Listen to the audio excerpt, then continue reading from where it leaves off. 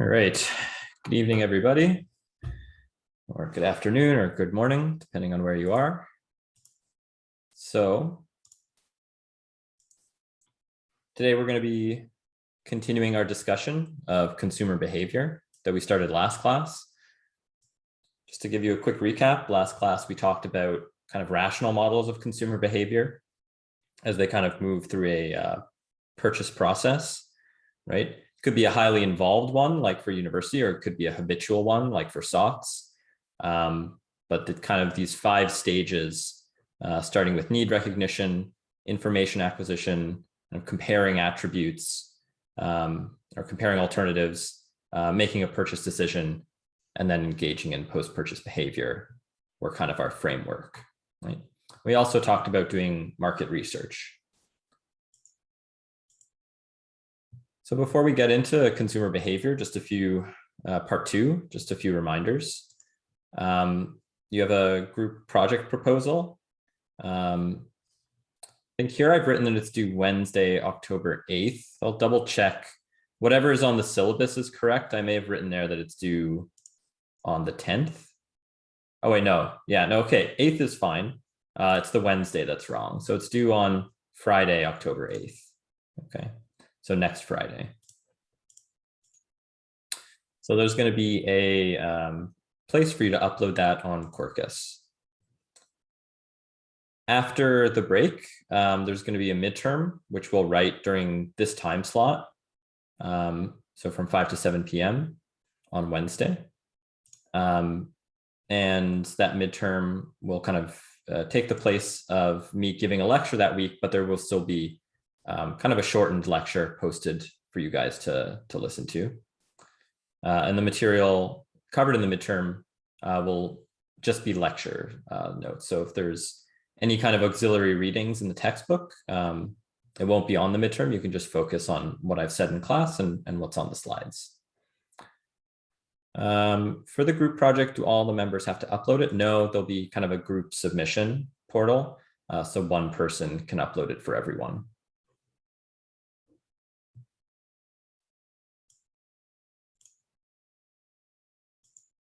Okay, so just a reminder, what am I expecting for the project proposal? 2 pages, double spaced. I don't want it to be longer than that, so don't go, going above and beyond here doesn't mean kind of going longer than the 2 pages. It means kind of fulfilling the requirements to the best of your abilities. 1, clearly identify, what is the product? What is the strategic business unit? Should be kind of as specific as possible and as clear as possible. And then 2, what is the market for this product or service, or market offering? So yeah, the example that I posted on Quarkus is a good framework for you guys to look at and see, am I on the right track? Okay. So today, we'll be talking about 3A very shortly, and this will tie into kind of a section on consumer perception. Why do we care about consumer perception? Consumer perceived value is something we spent a lot of time talking about last class. So that idea of perceived value is something we'll talk about over the next 45 minutes or so. Then we'll break. Then on the kind of back half of the class, we'll talk about behavioral marketing. So kind of some of the different things that we can do as marketers to manipulate consumer perceived value, and the trade-offs that are involved in doing that. So what was our big takeaway for customer relations management, CRM, from last class?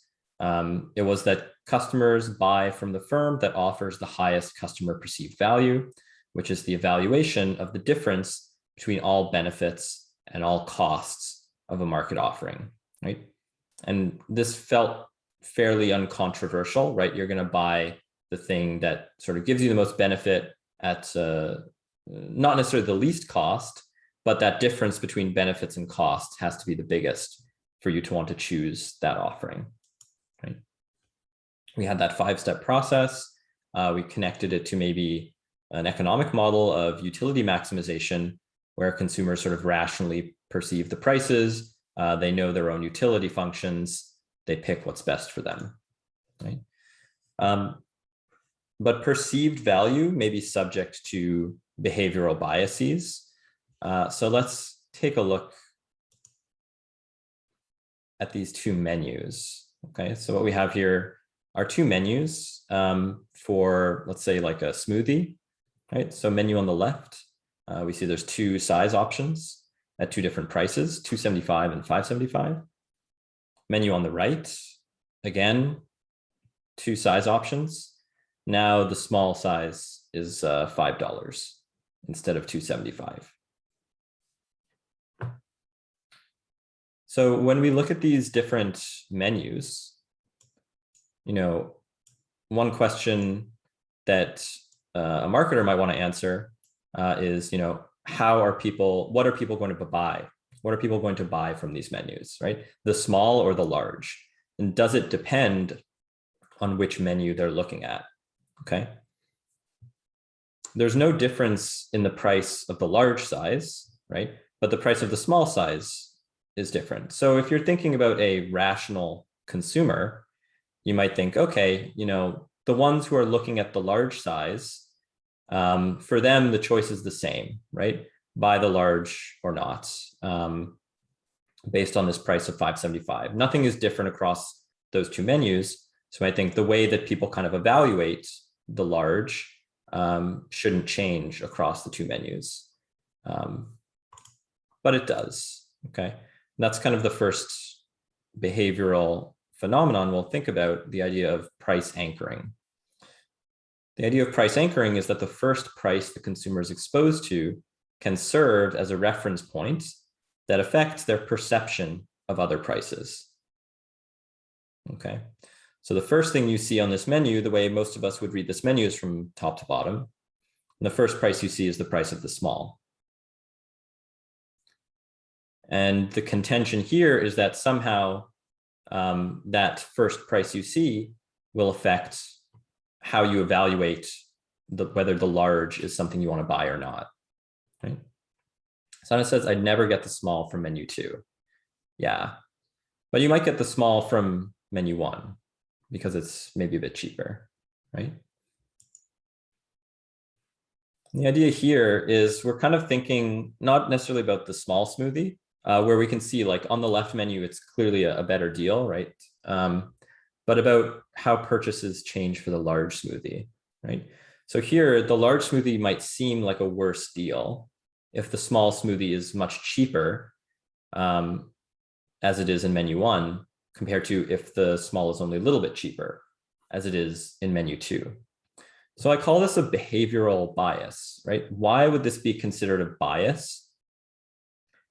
In the context of CRM, this thing that we talked about, people buying where the difference between benefits and costs is the largest, in theory, you should buy the large if and only if the value is greater to you than $5.75, right? In theory, the value of the large one shouldn't depend on the price of the small one, right? So is this phenomenon actually something we can see in practice? So survey 3A is the one that I gave to you guys, and it was kind of a weird little survey. Just, would you buy a particular Apple Watch? So some of you saw this survey, okay? You're considering buying an Apple Watch. When you walk into the store, you see there's two varieties. There's a basic for $309 and a premium for $359. The premium has more features and better materials. Basic is out of stock. Basic is not relevant to your purchase decision, right? It's not even available. Would you buy the premium watch? Okay, so some of you saw that, and the rest of you saw this one.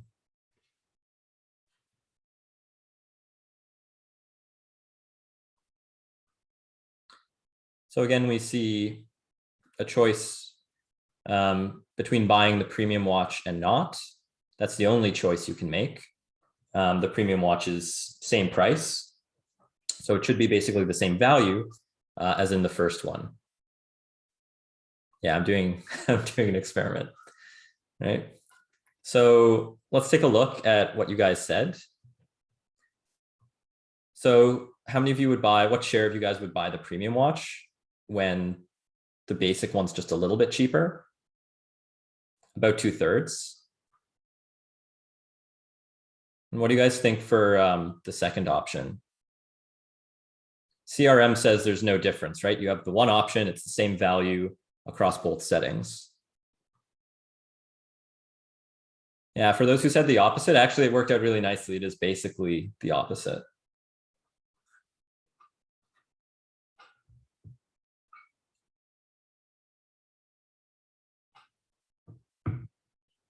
Yeah, super interesting, super powerful.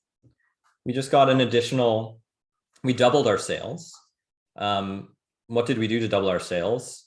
We told our customers something about a product that they can't even buy, right? This costs nothing to basically do this. So this is super cool, super powerful, right? And you can see that, yeah, this kind of price anchoring, this first behavioral bias, it is there, right? This exists out in the wild. So one of you, just to wrap this up, so this was an experiment. So I was answering a causal question, which is basically like, does price anchoring affect people's purchase behavior? It does. What kind of data did I gather here?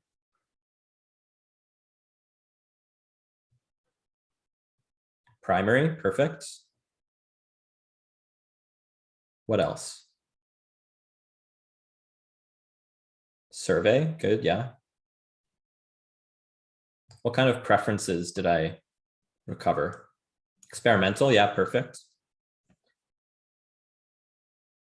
Yeah, revealed versus stated, right?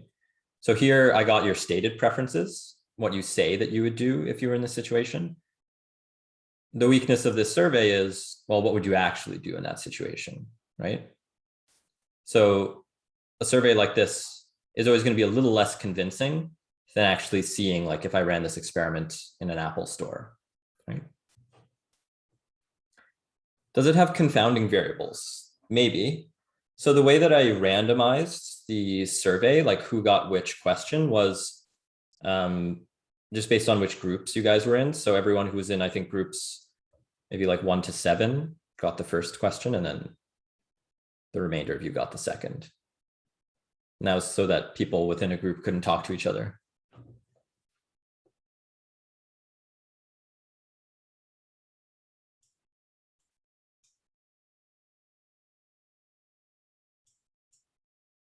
Okay. So premium watch seems like a worse deal if the entry model is much cheaper compared to if the entry model is only a little bit cheaper. Again, why is this a behavioral bias? Nothing changes about your choice set or the value or the costs. Only this sort of price anchoring phenomenon affects your purchase. So this is definitely kind of a psychological manipulation that you can do, and that like many stores do in order to kind of induce you to buy the more expensive thing. Here's kind of another price anchoring exploit or how it can be used in practice, right? We've all seen price tags that look like the one on the left. We've also seen price tags that look like the one on the right. In principle, consumer demand for the product shouldn't matter what price tag is used. But I mean, we clearly know people are going to buy more of the one on the right, right? So, something on sale for $39.99, if it's something that is claimed to be kind of a big markdown, then people are going to buy that more, right? This kind of price that they see sort of anchors their perceptions of the value of the product. What would kind of a completely rational consumer do? They wouldn't be kind of paying attention to the price when they're assessing the value of the product. They would be just thinking about, okay, do I like the fit of this? Do I like the material? Do I like the features, right? And what is that worth to me? But the fact is, most of the time we do use prices to try to infer something about the product that we're buying.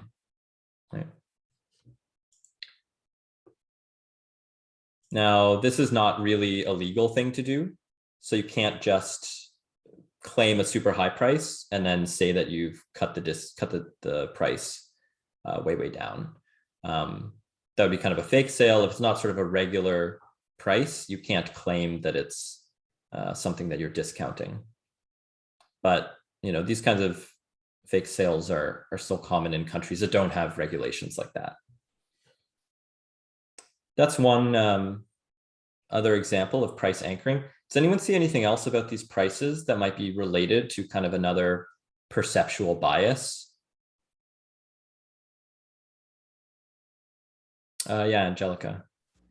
Is it that the fact that it ends in 99 versus just calling it $40? Yeah, exactly. Perfect. Thank you. So yeah, and a bunch of people kind of had the same thought, 99 instead of just 40. So this phenomenon is super common. It was true back in the 90s when these guys did their study. It's a bit less true now, but still in a lot of advertised prices, the last digit is a 9. So what does this kind of reveal about how consumers perceive prices? Well, consumers tend to ignore the last digit, right? Consumers tend to just focus on the leftmost digit, the highest digit. So firms will set the last digit as high as possible, right? So kind of these gas station illustrations, they're not just an example of the fact that these biases exist, but it kind of shows that firm strategies can often be reflection of the cognitive biases held by the consumers they serve, right? So there's some studies that back this up as well. So when you're buying, if any of you have bought a used car, one of the first things you do is you look at the mileage, right? Like how many kilometers has this car been driven? It's been driven a lot of kilometers. Chances are it's going to have more problems soon, right? Mechanical problems. But kind of the addition of each kilometer, you can think in maybe a basic model, it kind of depreciates the car about the same amount, right? So suppose you're looking at a car for 79 that has 79,850 on it, on the odometer. That's how many kilometers it's been driven. If you drive your car another 100 kilometers, that'll on average reduce the car's market value by about $10, is what this study found. Driving your car 100 kilometers more and you pass 80,000 will reduce the market value by about $210, right? So people will become much less willing to buy the car that's showing 80,000 on the odometer, right? So this is a much more recent study. This is like a big purchase that people are making. So you'd think that they'd be savvy, but they're not. We still kind of just pay attention to the first digit, okay?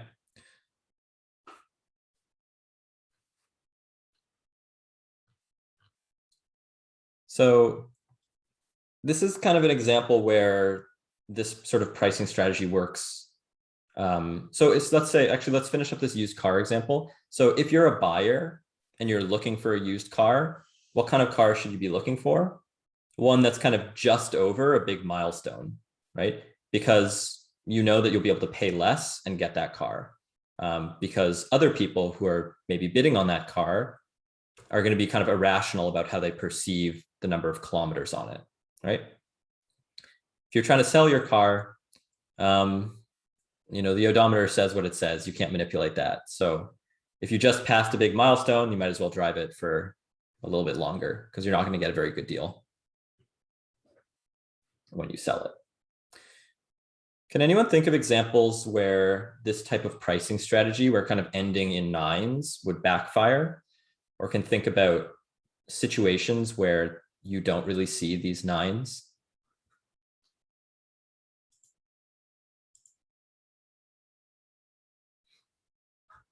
When tax is included. So you're saying when tax is included in the sticker price? Alcohol sales in Ontario. Okay, interesting. Right, so yeah, I guess if you're at the LCBO, oftentimes the bottles will not end in a 9, right? They'll be, 12.10 for a bottle of wine. Luxury? Yeah. Luxury, definitely, right? Housing sales, maybe. I don't know if you guys look at this website, realtor.ca or House Sigma. You do see a lot of houses that are kind of ending in nines. Typically, those houses are ones that spark a bidding war. So the price that people end up paying is typically not a 9. Why do people end up paying more for these houses? There's a ton of reasons. You know, this type of theory would say that people perceive the house to be fairly cheap because they're kind of just looking at that first number. So they think, oh, maybe this is a really good deal. I could pay a little bit more. Of course, bidding is probably the much bigger determinant, you know, these sort of sealed price bidding wars. Yeah, so luxury though, luxury is a place where we don't really see the 9s. Why do you think we don't see the 9s in a luxury context?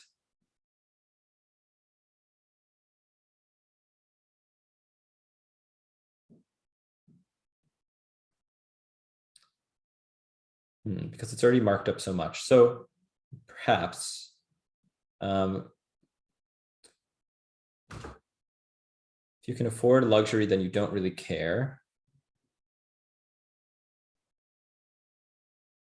Yeah, so Robert and Firas say like, yeah, we don't necessarily want the product to seem cheaper, right? Perhaps the point of buying a luxury product is not to get the cheapest one, but to get, you know, the most expensive one. If you're trying to signal something, yeah, maybe the more expensive, conspicuous consumption, Kathy wrote.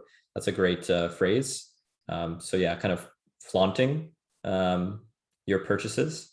So potentially you can give a greater perception of luxury to your product if you do away with these 9/9s and if you kind of keep it at the full price.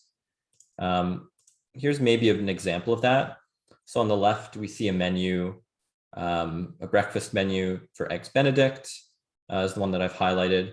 On the right, we see the exact same thing, Eggs Benedict.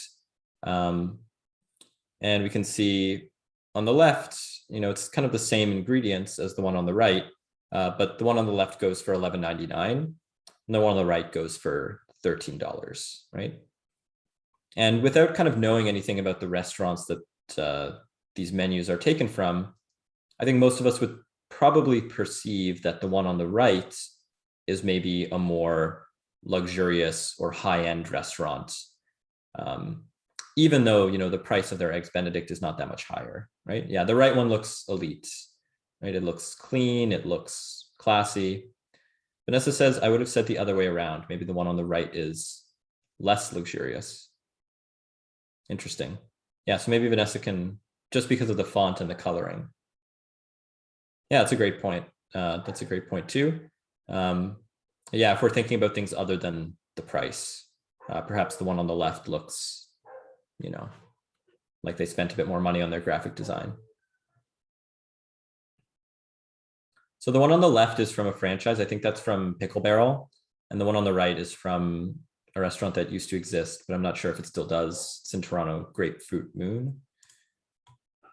I think you can just tell by the name Grapefruit Moon that it's a certain kind of fancy place.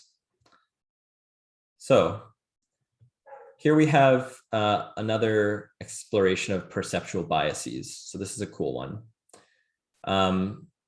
This was an experiment run by Dan Ariely, who's kind of a pioneer in behavioral economics. He, you know, starting from back in the 80s and 90s, really kind of pioneered the field. So here's an experiment that he ran in 2008. You have a choice when you're subscribing to this magazine, The Economist.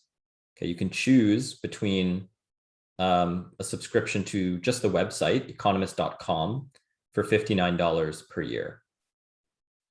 Or you can get the print and web subscription for $125 per year. Okay, so those are your two options, online only or print and online. So let me ask you guys, what's your guess for how many subjects, what % of people chose each option? What did they opt for in this choice one in this experiment?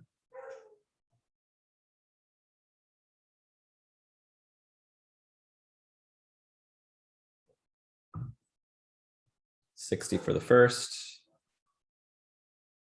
80 first. So definitely more on the first, right? Seems to be the sense, 70, 80. Yeah, so whoever guessed close to kind of 70-30 is the closest. So that's fine. Cool, more people are going for the cheaper option. Here's the second choice set that the other kind of group in the experiment was given. We have the same two options as before, economist.com subscription, $59, print and web, $125. We also have print subscription only for $125. So here we've introduced a third option, the print only. Do you think anyone will pick the print only?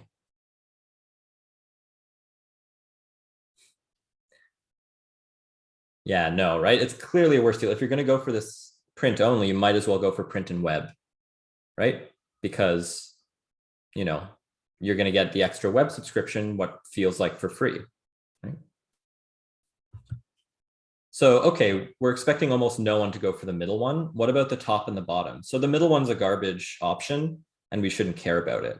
So given that it's a garbage option we shouldn't care about, it should be about the same split, right?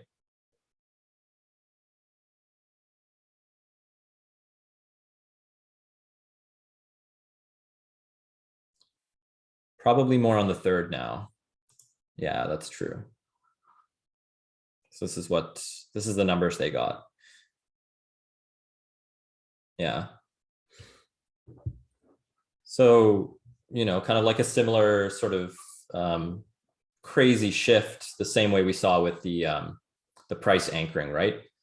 Cost nothing, introduced a garbage option that no one is supposed to pick, but it drastically changed how much people bought the most expensive option, which presumably is kind of the one that's the best for the economist to sell, perhaps the most profitable, right?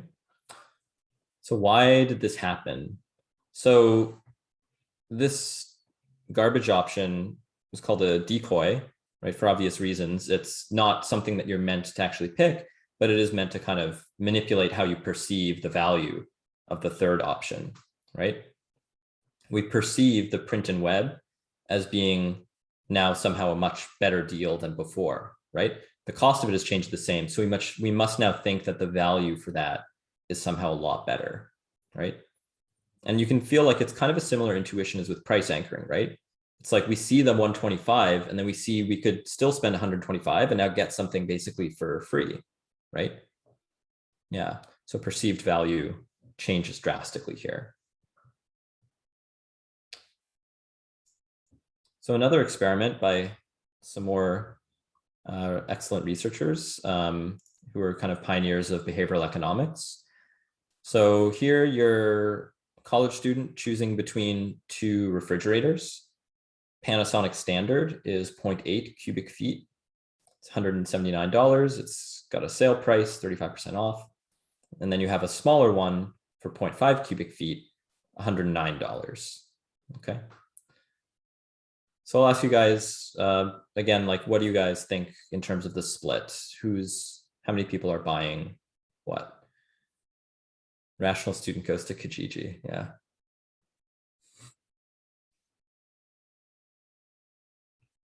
%80 for the second, maybe more for the second. People like the Emerson. Yeah, people do seem to like the Emerson. So, okay. Again, kind of like people are opting for the slightly less expensive option, right?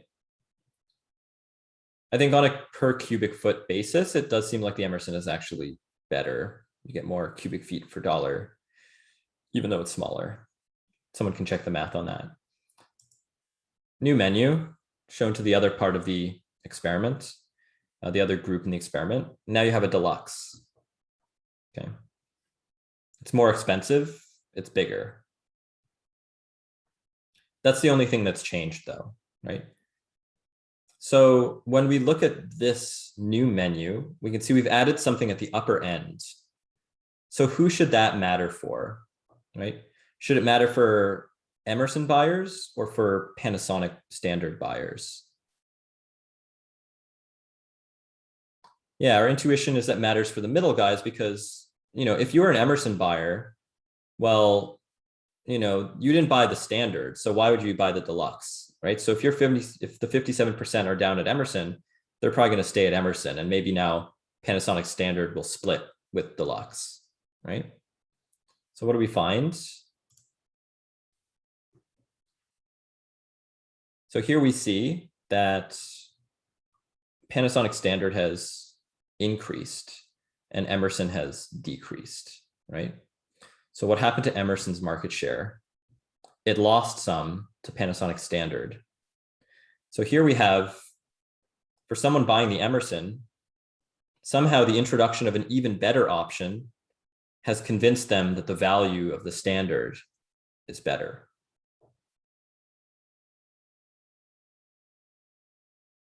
Made it seem like it was the worst option. Yeah, maybe there's something special about the fact here that we have 3 options now, right? Instead of just good and bad, now there's, Parnica says, standard started looking better because of only the 10% sale price of deluxe. Perhaps, yeah. So I mean, that would still be a perceptual bias, right? Maybe that would be some kind of price anchoring where you see the 10% first as you're reading down, and then now you see, 35%, that's a really good deal, right? So maybe there's some price anchoring at play, right? Alexandra, you have your hand up. I was going to say the 10% off thing as well, but after doing the math, the Panasonic Deluxe is actually a way better deal. I think it's just because like a compromise between like a really good option and I guess the least option or the worst option would be the Panasonic standard. So they just settled for the middle. And maybe that's the deal in their mind. Yeah, I think so. That's, I think, what's going on here. And this is kind of the term that they coined for this is a compromise effect, right? So when you're presented with 3 options, typically you'll opt for the middle option as kind of a default, that this is sort of, not too good, not too bad. You see this a lot with tip options at restaurants. So I don't know about you guys, but like when you see the tip options, 10, 15, 20 is one that you see sometimes, 15, 18, 20, 15, 20, 25. There's definitely an effect of displaying different tip options. People often opt for the middle one, right?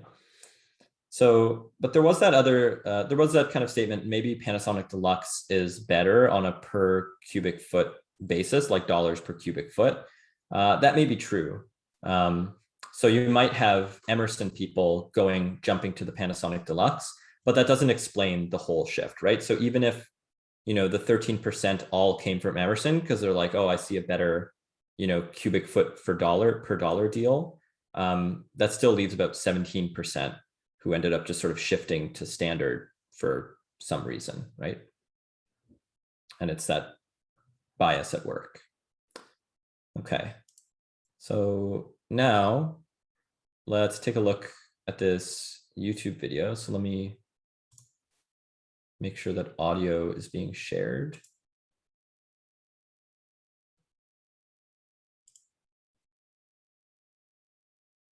This is an awareness test. Did you all just hear a person say this is an awareness test? Yeah, okay. So you might have seen this before. If you have, don't spoil it for everyone. How many passes does the team in white make? Go!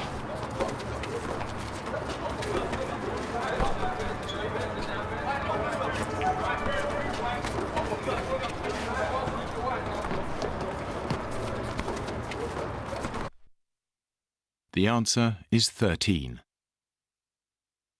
But did you see the moonwalking bear?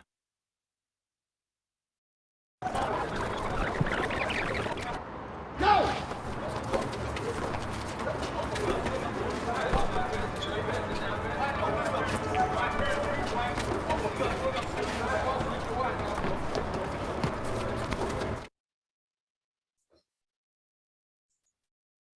All right.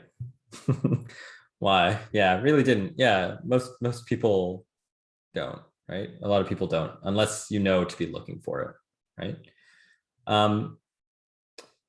So this advertisement is actually based on a research study from 2001. And they found that when they conducted this study, almost 50% of people did not notice the invisible gorilla, right? One lesson here, consumers will often only pay attention to certain products or even to only certain characteristics of products, depending on what they're looking for, right? And depending on whether they're looking for anything in particular, right? Remember last class I said people's consideration sets, what they actually think about looking for, is tiny compared to the total number of choices that are out there, right? One of those reasons is given by this kind of perceptual bias, right? People just kind of miss stuff that they're not looking for. Once you kind of know what you're looking for in your mind, once that choice set is there, then you really stick with it, right? You don't actually even consider other stuff. Those things don't have a chance to enter your choice set or your consideration set. So all of these different things we've talked about are what's known as context effects. The idea is that we can manipulate the perceived value of a product by changing the context in which that product is presented, right? We have the decoy effect, where consumers tend to prefer a product if it's presented along with something that's unambiguously worse. And we have kind of a compromise effect, where consumers tend to prefer a product if it's presented as a compromise in some set of alternatives. And again, why are these effects considered perceptual biases? Because they don't change anything about the product. They don't change anything about the benefits of the product. And in the experiments we've seen, the costs don't change either.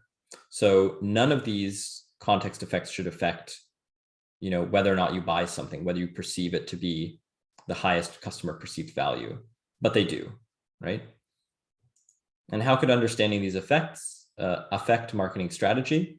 We can clearly see that presenting different menus of products is very easy to do. And we should expect to see companies leveraging these sort of strategies, okay?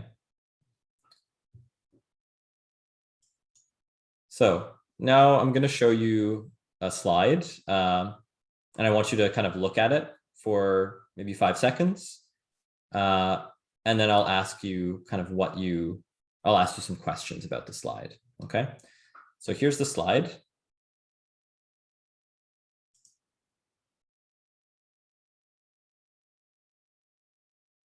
Okay. So let me ask, how many people remember seeing the word log? Yeah. Okay, cool. All right, so let's stop on log. How many remember seeing cow? Yeah. What about car? No, nope. And what about cat?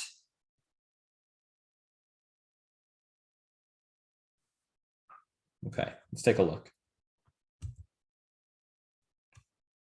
Log jumps out. We notice log, it sticks out from the rest, right? Car is right next to log. We notice that too. Cow is right at the top. If we're kind of starting from the top, it makes sense that we saw that. And it also appears in the bottom right here.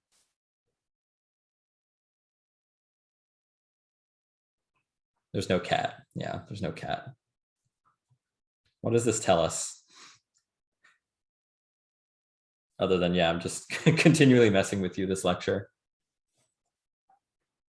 Don't know how I got cat, but I remember it. Yeah, maybe there's words here that we could combine and similar to cat. So we perceive things that stick out, either because they're sort of at a natural starting point or because visually they're just quite different. And we perceive things that are close to things that stick out, right? And sometimes we perceive things that aren't there at all, right? Tarek has 9 cats, so he's just always thinking. Very good. So let's take a look at this slide in the context of what we just saw. So on the left, we have a brand that we're all kind of familiar with, Mountain Dew. Right, this is kind of a famous brand. It's got like very iconic branding, right? This green can, this red lettering, right? Yeah, so what is the strategy when we look at some of these? I always laugh when I look at these. They're all so terrible. What's the strategy behind, say, Mountain Rapids?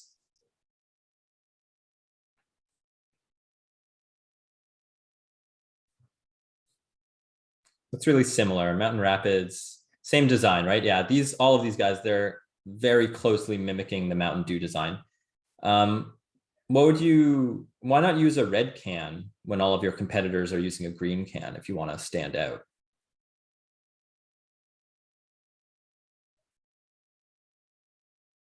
Yeah, I think it's just to remind them of Mountain Dew. You won't associate it with Mountain Dew.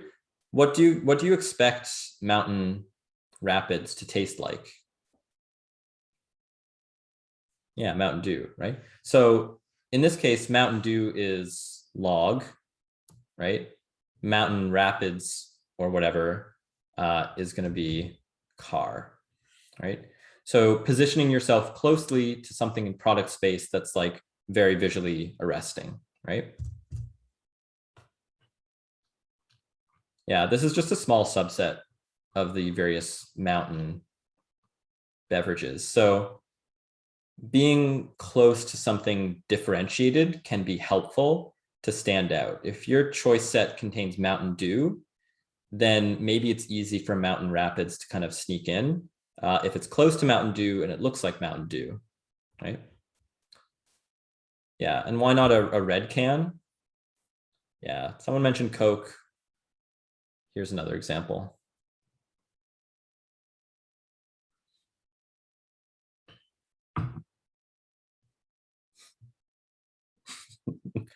Yeah, just awful. I think Dr. Thunder is my favorite one.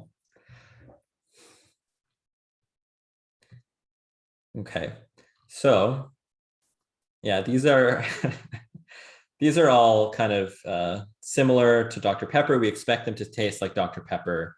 They imitate Dr. Pepper in their kind of branding. So this is not just something we see for cheap products. Here's a Casper mattress, which was kind of a huge direct to consumer mattress company a few years back, still fairly big. Here's all the other mattresses that came after, basically imitating that aesthetic of the Casper mattress. Okay, so these things can kind of vary with culture and context. So on the top, we have kind of water bottle brands, Dasani, Aquafina, Smart Water, right? These are all kind of brands that we know in North America. On the bottom, here's kind of the top brands for China for bottled water. Top brands look similar aesthetic, kind of blue labels meant to evoke maybe something, I don't know, fresh or crisp or whatever.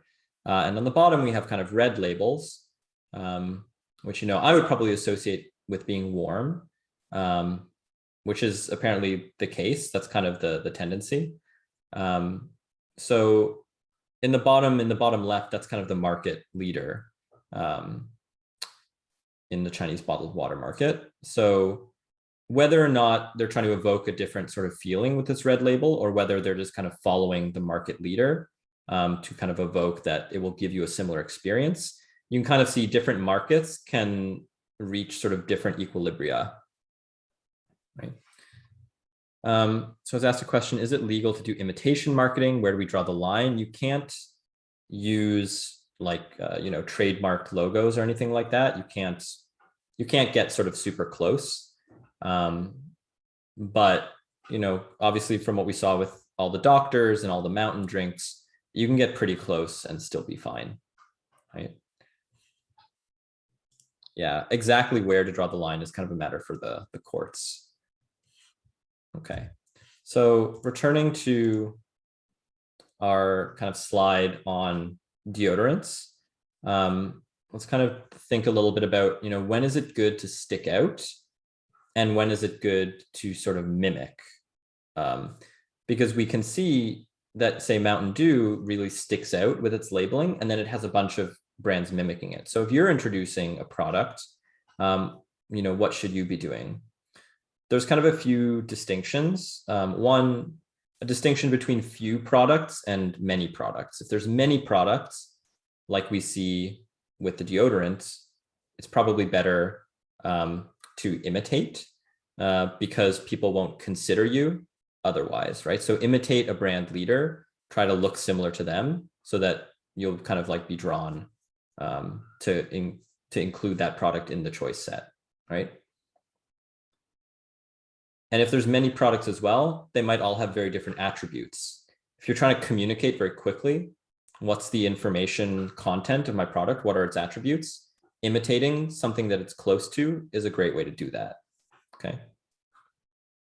So it can be good to mimic when there's a lot of products with a lot of different variety. Versus few products, you may just want to kind of stand out in that much smaller field. There's also a distinction between what does your customer look like? Is your customer someone who already has a brand in mind, right? Is your customer someone who doesn't know what they're looking for, right? So if your customer is someone who already has a brand in mind, they're focused, right? They're not looking at the bear, then imitation, right? Imitate the brand that they're focused on, imitate the market leader, right? Whereas if they're perusing, they notice the bear, you're the bear, maybe it's good for you to kind of stick out to be more noticeable, okay? So it's things to keep in mind when you're kind of doing your own marketing plan. All right, when you look at this wall of deodorant, does having this many options make you feel kind of excited to buy one of these products? Seeing mostly no's. Yeah, what is it? More overwhelmed, anxious. Yeah. So this phenomenon of feeling overwhelmed has also been studied. It's the idea of choice overload. So these researchers ran a study where buyers were offered samples of jam, and then they were given discount coupons. Okay. And when 6 jams were available, 40% of people chose to taste a jam, and then 30% ended up buying a jam. So a pretty good conversion rate from tasting to purchasing, right? Almost 75% of tasters purchased, or actually exactly 75%.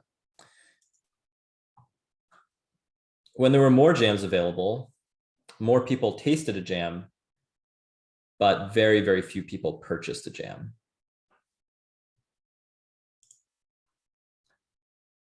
What's the lesson here? Choosing between a lot of alternatives is costly.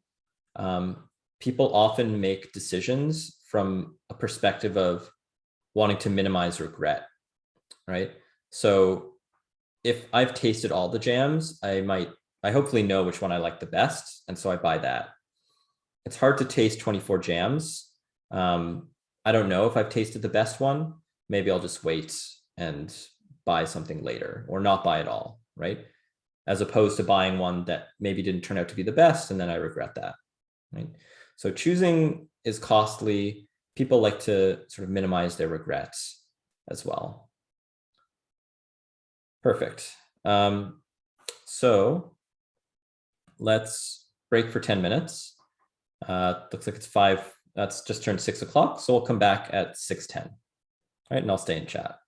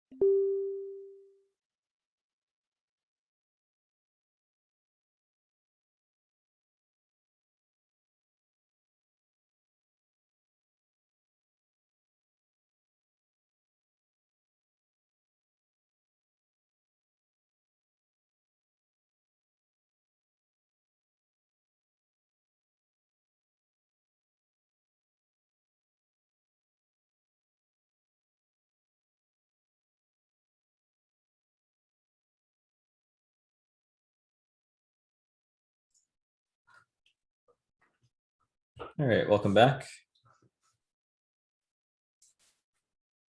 So let's get started on the second half of the lecture. And just kind of warm up a bit with a bit of an open question. Apple, I think, is one of the most successful companies in the world by a bunch of metrics, brand recognition, brand value, also things like market capitalization.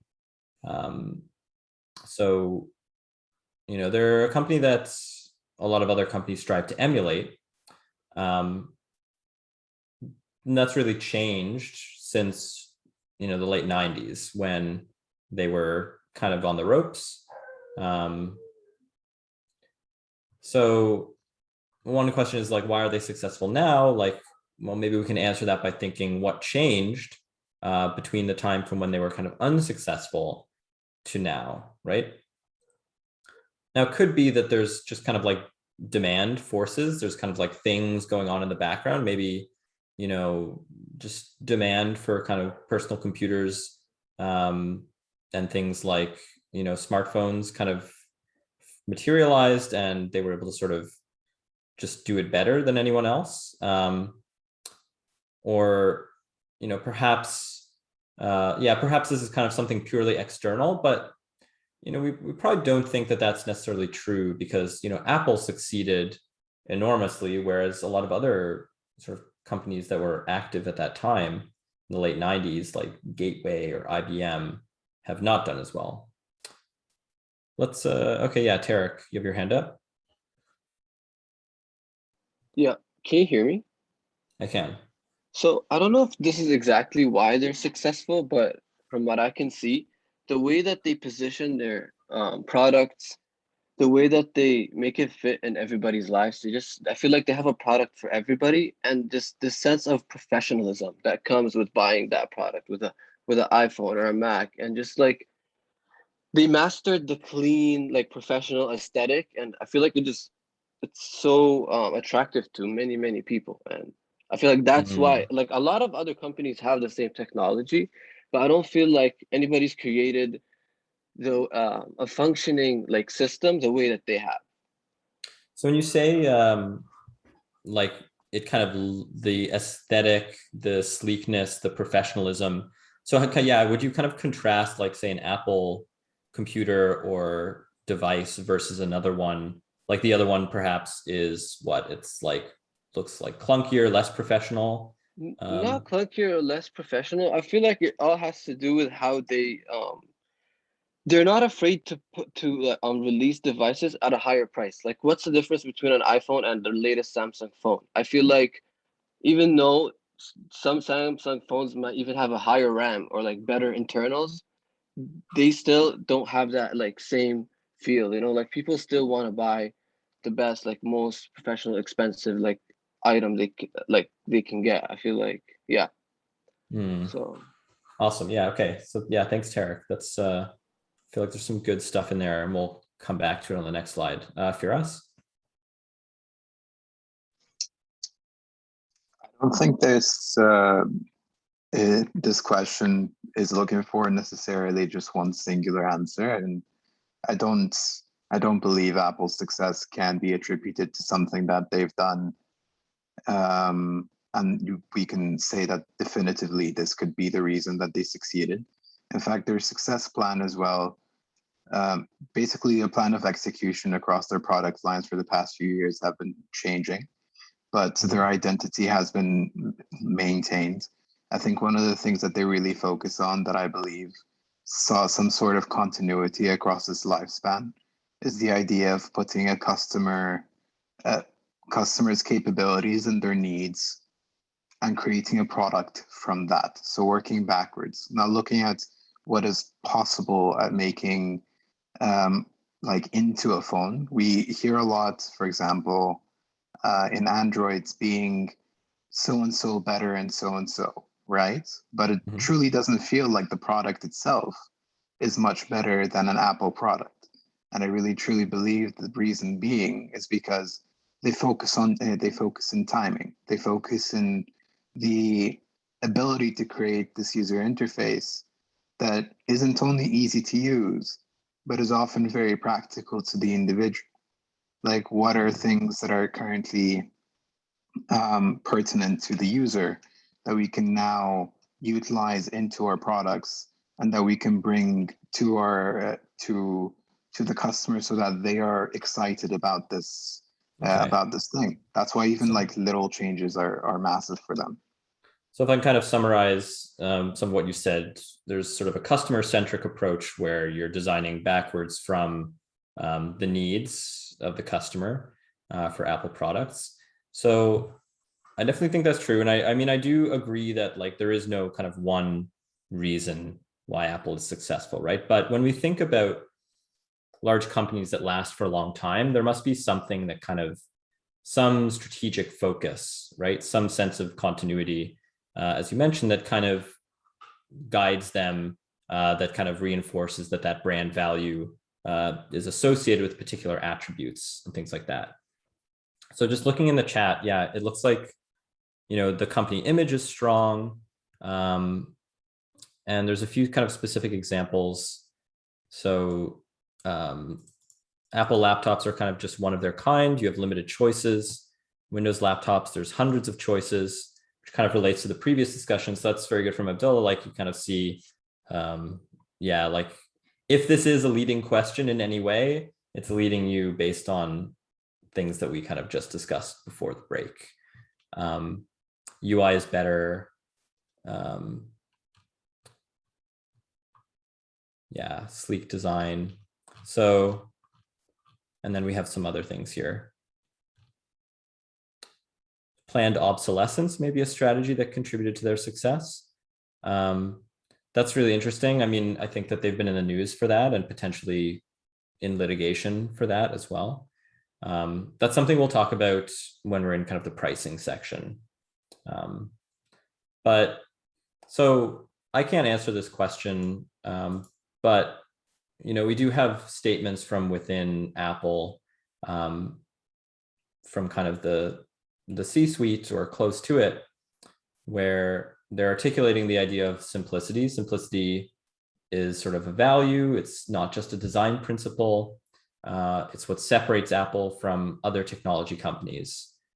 So this is what this former creative director believes was helpful, was instrumental in Apple attaining the position it has today. So what does simplicity mean? So as I think, yeah, Abdullah said, simplicity means kind of distilling choices potentially, right? Bringing clarity to both the company and to the customers, right? So in terms of what's the best product for their purpose, and are you getting sort of the best product at Apple, right? So Apple's kind of focus on simplicity is not unique to them, or this kind of emphasis that they seem to think this benefit they seem to think they gain from focusing on a more simple product lineup, a more simple user interface, a more simple value proposition for the customer. Kind of we have other people sort of echoing this through line, right? Single biggest driver of repeat purchasing by far is decision simplicity, the ease with which consumers can gather trustworthy information about a product and confidently and efficiently weigh their purchase options. Consumers want simplicity, okay? So they don't want to be confused by an array of options, which seems counterintuitive based on thinking about, say, like the economics framework where more choices always makes you better. Thinking about sort of the psychological aspect of how people make their choices, they get overwhelmed. They're not very good at weighing alternatives. They're not very good at discerning the true value in the face of a lot of manipulations. The perceived value is often wildly different. And of course, that's going to lead people to be upset later on, right? If you perceive the value to be high because of some manipulation in the contextual effects, you're not going to be happy with it later on relative to what you were expecting, right? So this is maybe one idea about ways to kind of govern your marketing tactics that's informed by consumer psychology without kind of thinking about manipulating consumer psychology, right? Is simplicity always better? Of course, you can find counterexamples, right, where simplicity does not always help, right? Here, we have some researchers doing an experiment in a cafeteria where they write some copy for foods with evocative, descriptive menu names, and then the same foods with more ordinary labels, right? So a succulent Italian fish fillet got more positive comments than just a fish fillet, right? And indeed, diners were kind of willing to pay a higher price for menu items with a fancy name, right? So, this is like a kind of small, and it almost feels like a throwaway counterexample to this idea that simplicity is sort of a through line that you should always take when you're doing your marketing. But, we've also seen, you can probably think of many other examples where having a bit more information leads you to kind of rate the product or the experience a bit more highly, right? People search out information for a reason before they purchase. But what we can say for sure is that people typically want to find something that is not only perceived to be the best, but is sort of the best in some real way. Okay.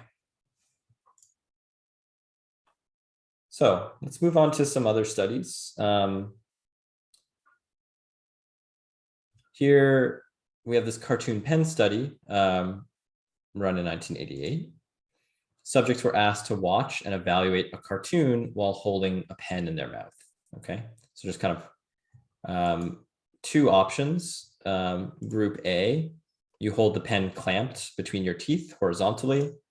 Group B, grasp the pen with pursed lips as if puffing on a cigarette. Okay, and they were asked to watch this cartoon.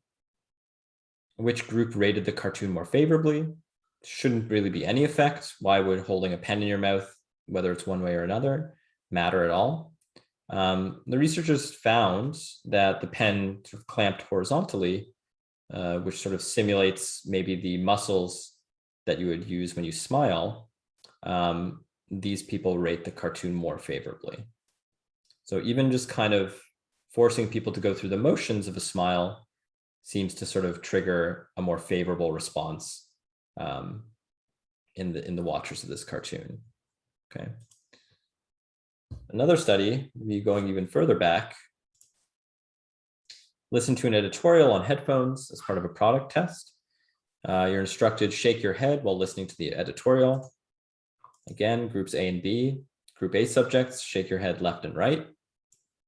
So as if you're saying no. And group B, shake your head up and down as if you're saying yes. Subjects were asked, after listening to the editorial, do you agree with the contents? Right? Which group agreed with the editorial more? Which were the ones that actually favored the opinion? Again, it should be totally random, but yeah, B is the one, right? As you'd expect, based on what we saw with kind of the pen study, people who are sort of told to imitate agreement end up actually agreeing more. So, interesting studies. Why do we care? What are some implications for marketing from the cartoon pen study and this headphone editorial study? What do you guys think? Do we learn anything about how we should market products?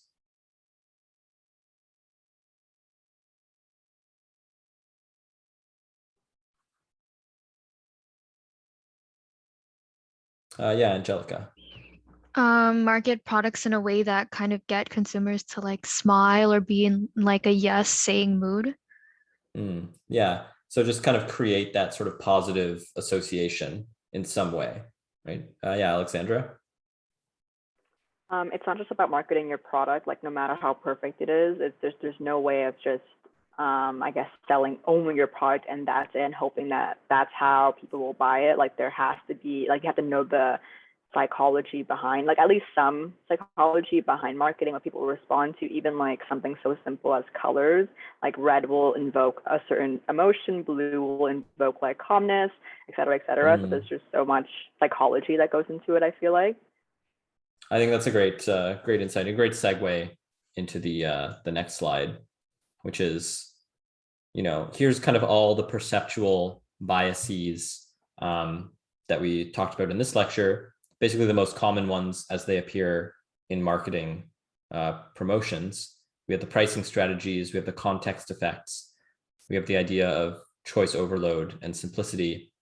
And then we also finally have this idea that how we value products can be manipulated by associating products with cues that cue particular feelings, right? And we saw physical cues, just nodding or smiling, right? So these can all affect our perception. So that's kind of like the perceived value deep dive. Basically just exploding that idea of the customer relationship management. So in kind of the next, or in the final bit of the lecture, we're going to talk about the endowment effect, and we'll talk about the second survey. Okay. Now, here we have a retailer, Abercrombie and Fitch, and they're deciding where to locate in this mall, right? So here we have a bunch of retailers have already located. We have an Apple Store, Cinnabon. Abercrombie and Fitch is choosing, which store location. Okay.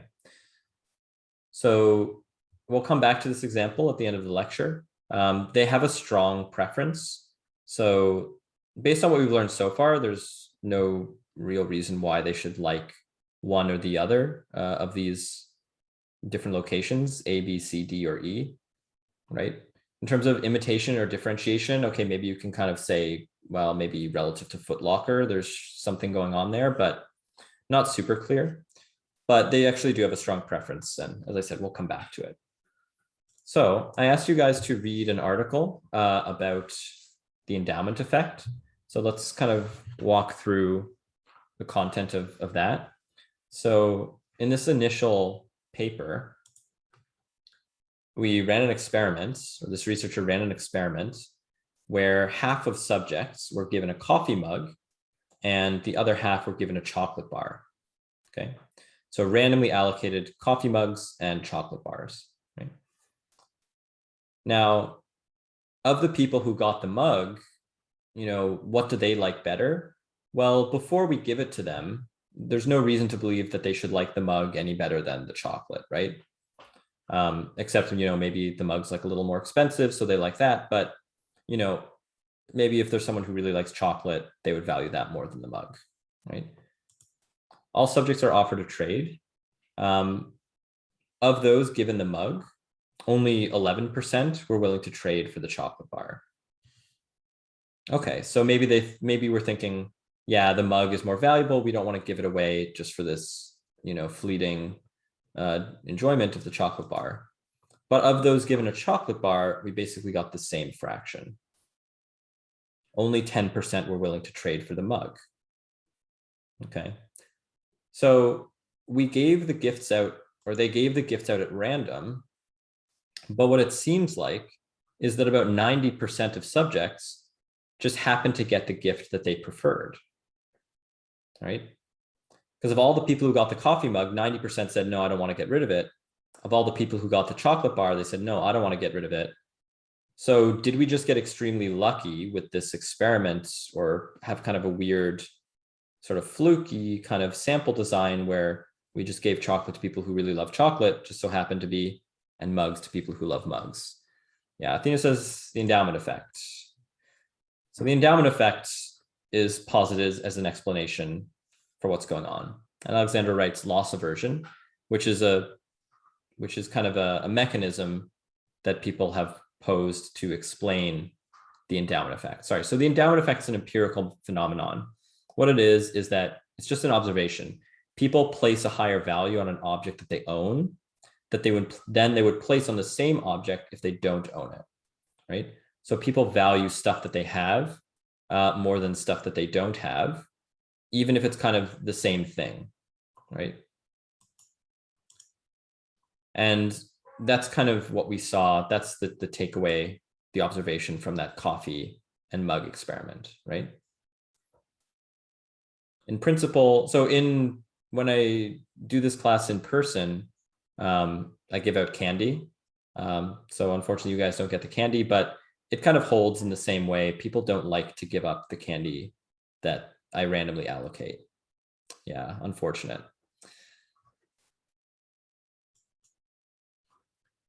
So the endowment effect is something that's been replicated in hundreds of studies, an extremely durable, persistent phenomenon.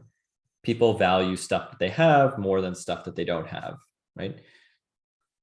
So this feels like it could be a challenge for marketers, okay? Could be a challenge. Why a challenge? Well, a customer's perceived value of a product that you're trying to sell is lower than what it would be if they already had it, right? Once they have it, the endowment effect kicks in. They don't want to get rid of it. They're willing to pay more to avoid losing it. But before they have it, there is no kind of like loss framing. It's just, you could have this if you pay for it, and they're willing to pay less for something, right? So you kind of have to work against that sort of extra perceived value created by the endowment effect. You know, as a marketer that it's there, that there is this value, but how do you capture it? That's the challenge, right? So is there anything that the marketer can do to overcome or maybe even capitalize on the endowment effect in potential customers, right? So the answer is yes, right? But to understand why, let's kind of take a look at some other studies. So there's a lot of studies that have shown that actually owning something is not necessary to produce an endowment effect. In particular, if you're merely exposed to a product, sensory exposure, so you see it, you touch it, that can produce an endowment effect without actual ownership.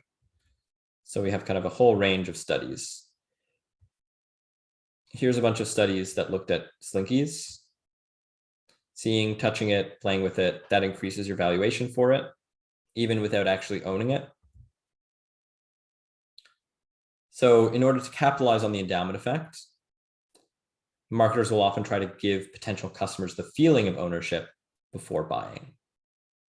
So Shakir asks, ownership is not really a thing in the brain, right? So maybe you can explain that question a little bit more.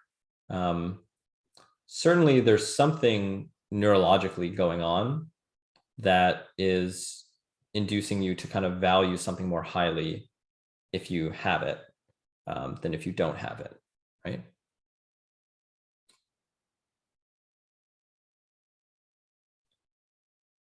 There's no section of property rights in the brain. Yeah, so in terms of like legal ownership, yeah, so I think, and that's a great point. So this idea that seeing, touching, experiencing something can induce a feeling of ownership, like your brain knows, you know, there's not that I don't actually own this, like rationally, you know, but somehow some neurological process is giving you the feeling that actually this is mine, that if I lost it, I would be giving up something that's mine, right? Yeah. Yeah, so just that it's always exposure. That's actually a great, great insight. Yeah, there is no, I mean, if we think that the endowment effect is purely rational, that it's like, I have the legal right to this, and that's why I value it more, then we wouldn't expect an endowment effect from just seeing, touching, playing with something, but we do see an endowment effect. So that does suggest, yeah, it's not this kind of rational assessment. I own this, and therefore it's kind of more valuable to me. So here we have Apple Music giving you a promo free for the first 3 months. Here we have a bunch of apps in the store. Try it before you pay for it, right? To get to experience it a little bit. Amazon, so another free trial, right? So it's usually $80 per year, but you can kind of get it for free for the first 30 days.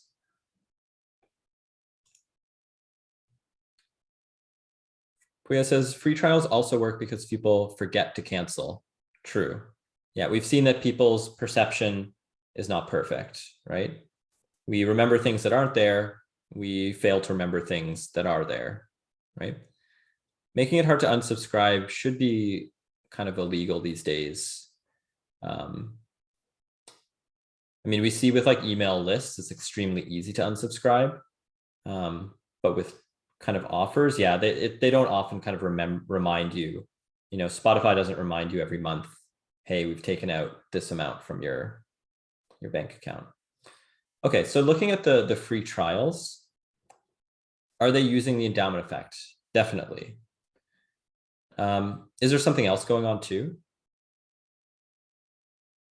What's another benefit of having a free trial?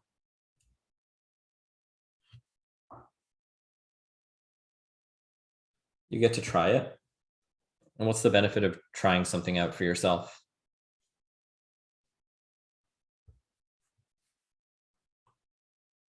Sensory exposure. Yeah, so endowment effects. Communicate your value. Yeah, so this is just kind of a callback. You trust yourself the most. Yeah, exactly. Information that you get from yourself, experiential information you trust, right? So it's this endowment effect where it's like, I have the 30-day free trial. And now when I'm deciding whether to buy or not, it's like I'm giving something up if I don't buy it. So I'm losing something that I already have if I fail to pay, right? That's the endowment effect portion. The other portion is the sort of rational information gathering from experience, right? So this is kind of working on both of those levels.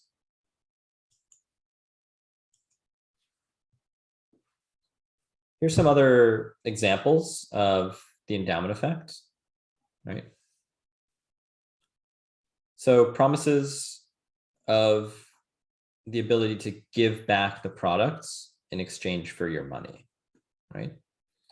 How is this the endowment effect, right? In what way are these guarantees kind of motivated by the endowment effect? So it's almost like giving you something for free, right? Like you get to use it, and then if you don't like it, you can give it back for whatever you paid for it. At the moment you pay for it, it's not yours yet. You don't value it as much. The moment you're kind of thinking about giving it back, now it's like, well, I would have to give it back. I would have to give up something that's mine, right? And we've seen with this kind of coffee mug, you kind of value something that's yours more, right? Your willingness to pay for the soap to begin with is lower than your willingness to kind of accept money to part with the soap once it's already yours, right? Your willingness to accept this money back, like you're less willing to accept, right? You need to get more money to be willing to give it back.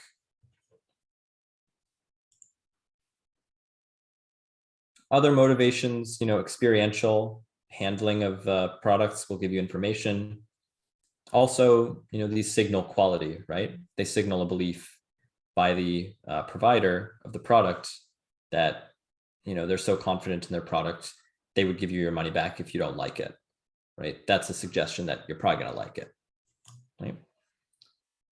It's hard to be effective in using free trials if potential customers don't frequently visit your store, if the product is not transferable online.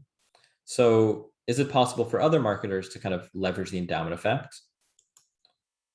So here's someone trying to sell a watch, giving you the feeling of ownership. Have they given you a watch for free? They have not.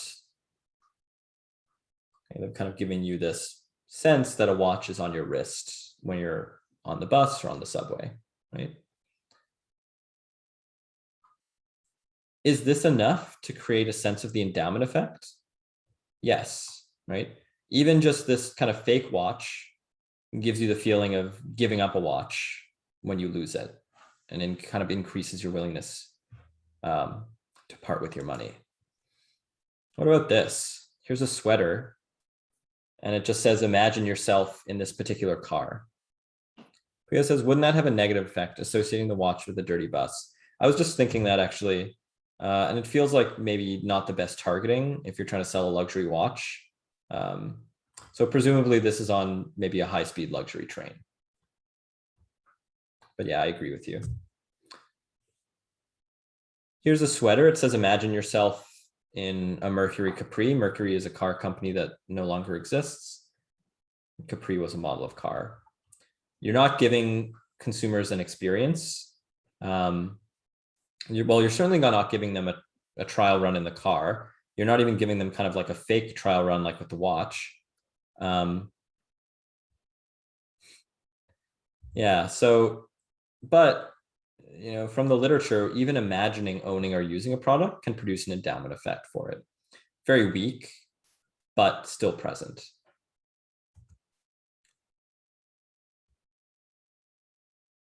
Here's an example from my colleague at UTM. So he does not have Amazon Prime. And this is what Amazon looks like when he kind of goes to buy something, right? So he has an account, right? But he doesn't have Prime.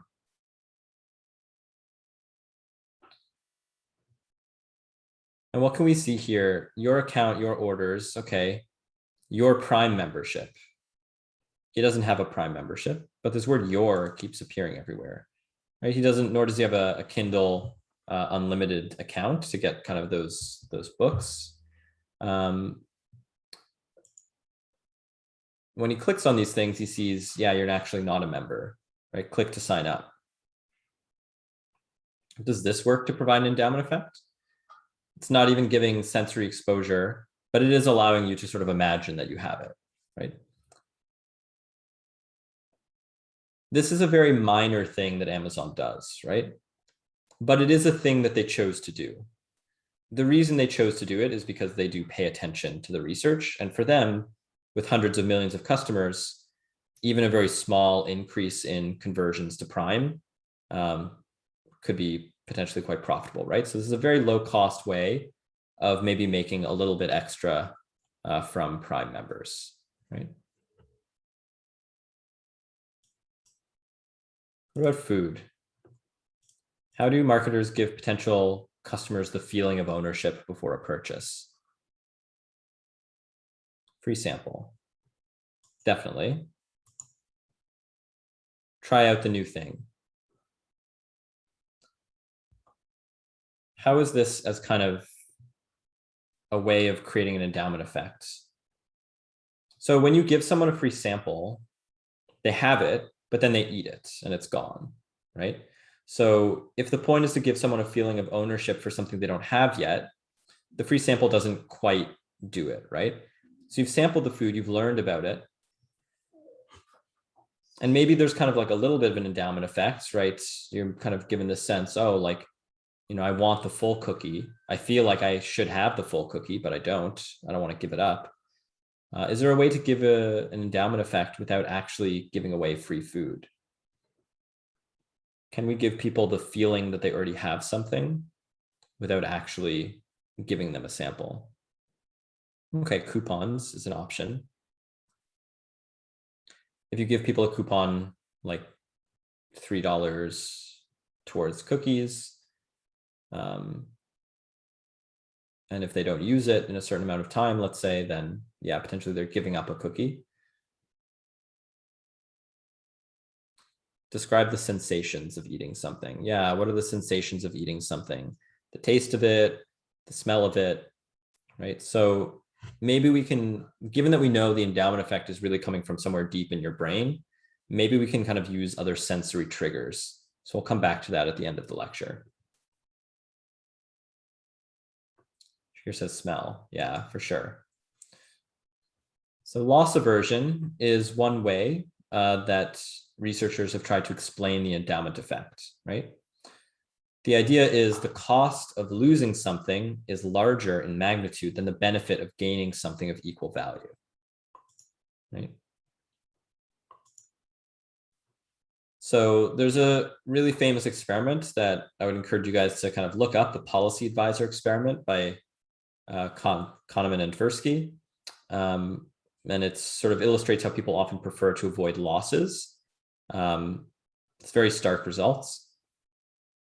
But when we think about the kind of loss aversion, how to understand it, this is kind of the idea. So this graph is sort of very stylized. On the right, you see gains. On the left, you see losses, right? You can almost think about that as a like dollar value, right? Dollar value of gains, right? When you're just looking at the upper right quadrant, if you're familiar with kind of economics and declining marginal utility, see as your gains increase more and more, you do get more and more value, but it's flattening out the curve, right? So as you look up that y-axis, you're getting less and less value from each incremental gain, right? When we go to the left, as we start to sort of lose, we start losing value very quickly, and then it also kind of flattens out, right?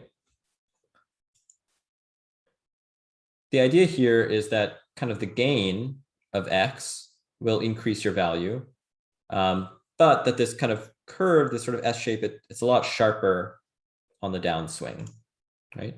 So that if we lose the same amount, we're actually feeling much worse off, right?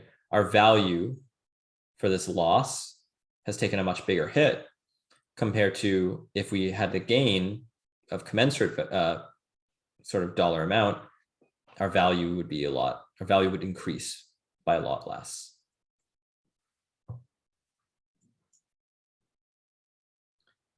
Is this kind of, so when we talk about this loss aversion, it dovetails nicely with the endowment effect because we'll often talk about a loss framing something as like, for the consumer, you're sort of giving something up, right? So here we see an advertisement, you could be wasting $194 on the wrong phone tariff, right? So think about this as like a loss frame, right?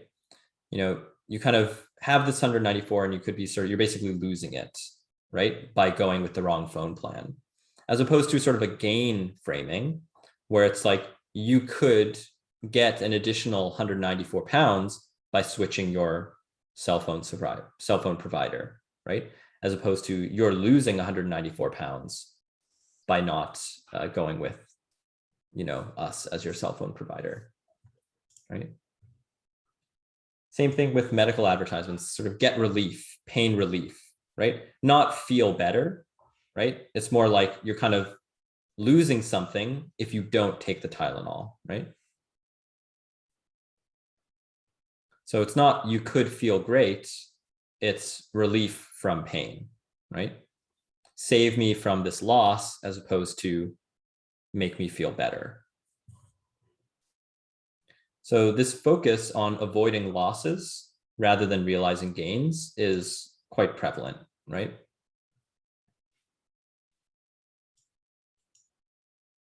So back to customer relationship management, we have customer perceived value. That's customer subjective evaluation of the difference between all the benefits and all the costs. And then we have customer satisfaction, right? What was that?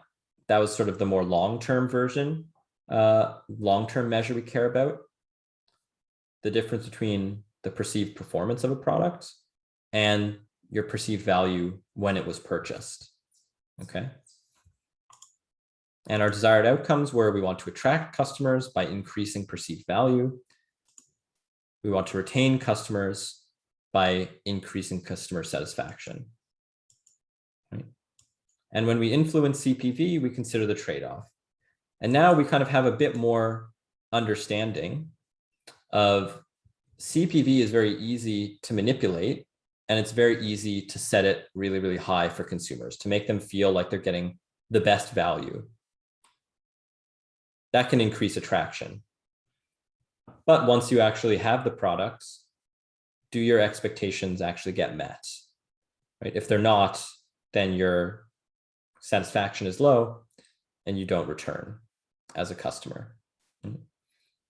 If CPV serves as kind of your reference point, as your expectation, right, for perceived performance, then if the perceived performance is actually worse than your expectation, then you're kind of on the left side of this graph, right? You're starting from this sort of reference point. This is how I expect it to perform, and it underperforms. That really hurts, right? So this endowment effect kind of cuts even deeper in terms of customer retention when we're trying to increase customer perceived value without actually increasing the quality of the product.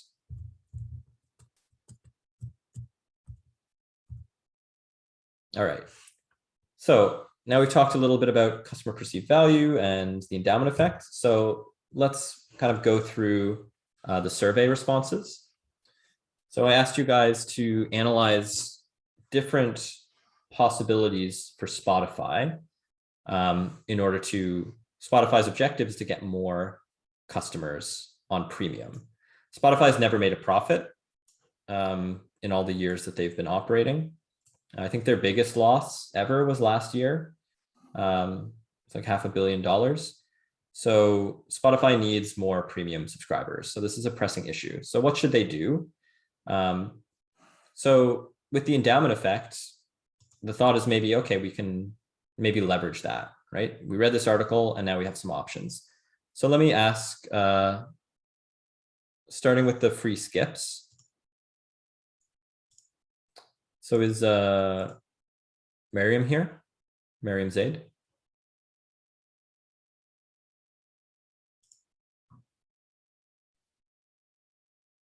Okay.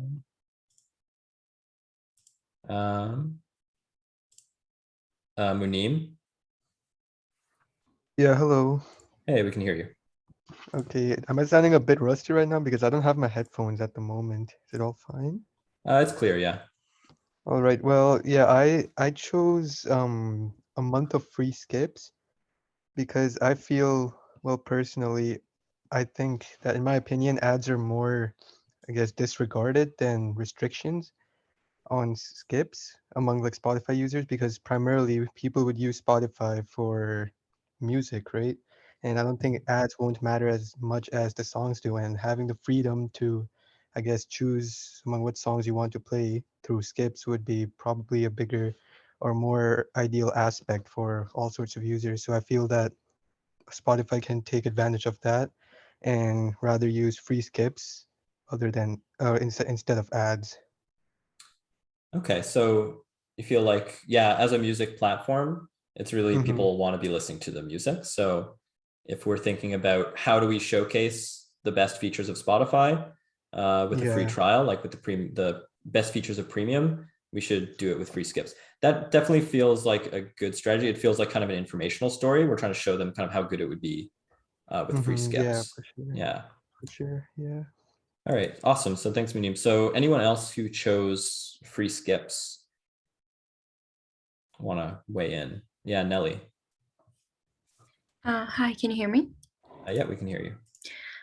So what I was thinking is I was kind of debating whether to choose the free skips or the ad-free. Both of them would give the kind of the sensory exposure to the customers. But what I was thinking about is that if we choose the ad-free, that kind of it would be much more cost effective for Spotify to have more ad revenue, obviously for more customers. So if we offer them the ad free, that kind of the Spotify would lose the potential ad revenue from more people, which they clearly need. So if we're looking for the most cost effective strategy, I would say the free skips would be the better option. Okay, so free skips will give the sense of ownership, like it will give the sense that I have this premium feature and I don't want to lose it. So maybe that will use the endowment effect to get people to sign on. And you also get the benefit of not losing out on the ad revenue on these customers. Okay, very cool. So good. So now someone who chose, let's get rid of ads. How about Angelica? Yeah, I picked getting rid of ads. But in my response, I kind of said that like getting rid of ads and getting rid of skips is kind of equal to me. So for me, like it didn't really matter which one I chose. because both of those are included in the premium experience. And yeah, because of the endowment effect, the customers will feel like they've already had it and they'll be used to that listening experience without ads. And so if they were to switch back to having ads, they'd be hit with the inconvenience of just hearing them again and having their listening experience interrupted. Okay. So you kind of feel like both of them are doing a good job at leveraging the endowment effect. Yeah, personally. Okay. Maybe Amisha? Hello. Hi, we can hear you. Hi, yeah. I actually went with the ad free because when Spotify advertises their premium accounts, they usually say that you can listen to music ad free, which is why I felt like ad free was stronger than free skips in a way. I also feel like when you're listening to music, you kind of want to listen to it without interruptions. Whenever ads come, people kind of get frustrated and just quit the app or choose another platform for listening to music. So I thought that ad free would be stronger. Okay, yeah, that's really interesting. So it kind of goes well with Spotify's other advertising. Athena? Hi. So I kind of had two reasons why I picked ad free. With the free Spotify account, you can still skip, which already gives you like the endowment effect, like albeit less than what you could skip if you had premium, but you can still feel that. So if they got rid of ads, which is unavoidable, it would make you focus more on the Spotify app itself and like only Spotify, because the ads that they play are for like other companies, other products and stuff. So I think it would be better for them to do ad free. Interesting. Yeah. So that's really interesting. So the fact that they already give out a bunch of free skips, like I think it was like 5 free skips for free users, means that kind of people maybe are already, there might be people who don't even use that, and people already have a feeling that they already have that. So getting more free skips is not necessarily a huge benefit to them, and they wouldn't feel like they lost a lot by giving those up again. Cool. So I see Kartik, your hand is up, but just because we only have 3 minutes left, I'm gonna go on to the final option, which is this Google Nest Mini, which is actually the thing that got me to sign up for Spotify. So maybe I'll ask, let's see.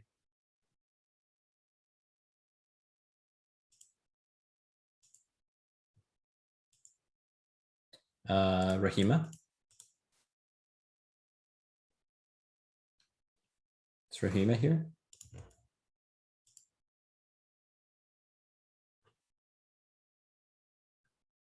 Okay, anyone else who chose emailing?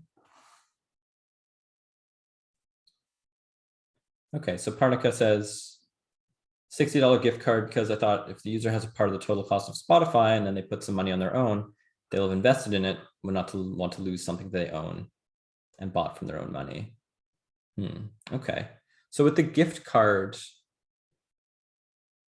that can be claimed if they sign up for premium. Yeah, so I guess it kind of offsets some of the cost of Spotify, right? I guess another interpretation, actually, yeah, let me say, Robert, your hand is up. What do you think? Yeah, so I originally said it because personally for me, when it comes to offering a free month of skips or a free month of ads, it comes and goes on its own. So it can kind of leave users be like, well, I lived with free already. I can live until the next time they do that for me, and then I'll just get that little benefit there. But if you're forced to kind of sign up for it initially to get that membership, then you're first given the full benefits of premium, so it kind of has a stronger endowment effect. But also, in order to cancel now, you actually personally have to go through the cancellation process where you're kind of more interactively instrumental of removing that from yourself. So it's kind of stronger than you losing it. Yeah. Okay. Yeah, no, that makes sense. That makes sense. Okay, so it's 7 o'clock. So I'm going to wrap up in the last minute. Of course, if you're Spotify, probably what you're going to do is run an experiment because you have the resources, see what's the most effective at getting conversions and what the cost is. So there was some more stuff on the endowment effect and how the loss aversion and the endowment effect kind of tie together. All right. Now, kind of the initial example for this last part of class was Abercrombie and Fitch. Where did they locate? Right. That was way in the beginning. And we've learned that sensory exposure to a product can produce the endowment effect without actual ownership. Right. So one sensory experience that I think maybe it was Abdullah mentioned was smell. Right. So smell is a trigger for your kind of subconscious endowment effect potentially, even though it's apparently not valued very highly.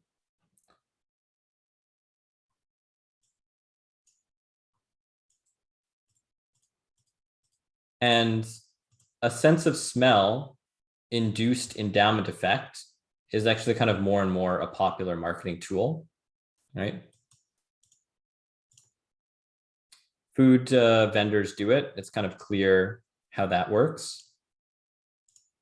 Giving you the feeling that you already have that Cinnabon, even if you don't have it yet, just smelling it is kind of enough to trigger that endowment effect. And Abercrombie and Fitch does it as well. Okay, so Abercrombie and Fitch uses a scent-based marketing campaign where they basically disperse this famous fragrance that they have in order to trigger the effect of feeling like you are already in the store or like you already have maybe a product that you're considering buying. Okay, so sorry, went a little bit over. That's the last slide. So Abercrombie and Fitch wants to be as far away from Cinnabon as possible. They're both using the same smell tactic. You don't want those smells competing with each other. Okay, so let's call it for tonight. And I will see you guys next week on Wednesday. All right, take care.